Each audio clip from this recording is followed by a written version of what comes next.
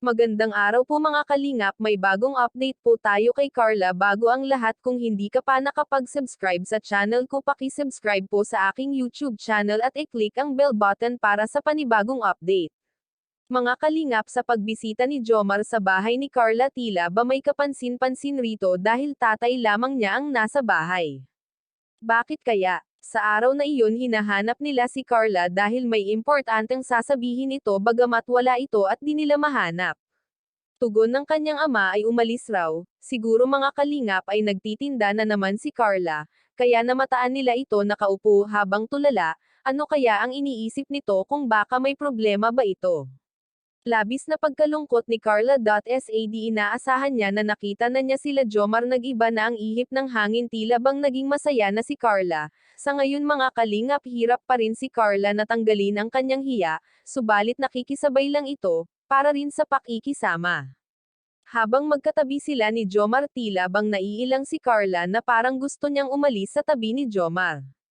Bakit kaya? Siguro hindi ito sanay sa mga ganyang bagay at ngayon lamang ito nangyari sa kanya. Tila bang iwas na iwas at kita naman sa mukha niyang hindi ito sanay sa mga lalaki.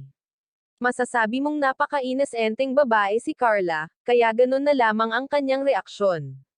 Pinagpatuloy pa rin ni Carla ang pagtitinda niya dahil para rin sa kanya sapagkat ayaw nitong umasa sa mga taong tumutulong sa kanila, di siya kagaya ng iba. Si Carla ay may sariling dignidad at gustong patunayan na kaya niyang makaahon kahit sa pagtitinda lamang ng puto, magagawa niyang buhayin ang sarili niya at kanyang kapatid pati na ang pamilya nito. Natitiis niyang magpainit sa labas, may makain lang silang pamilya, dahil sa hirap ng buhay ngayon.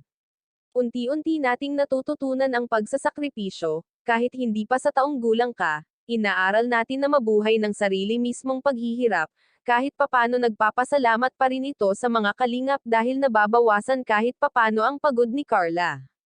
At pati na sa mga sumusuporta sa kanya, laking pasalamat niya dahil andyan sila para gabayan siya at karamay sa mga hamon sa buhay. Maraming salamat po, pakisuportahan po Val Santos Matubang, ama ng Kalingap at Kalingap Rab channel at sa aking YouTube channel. Please like, share, subscribe and comment ng inyong mga opinion. Thank you and God bless.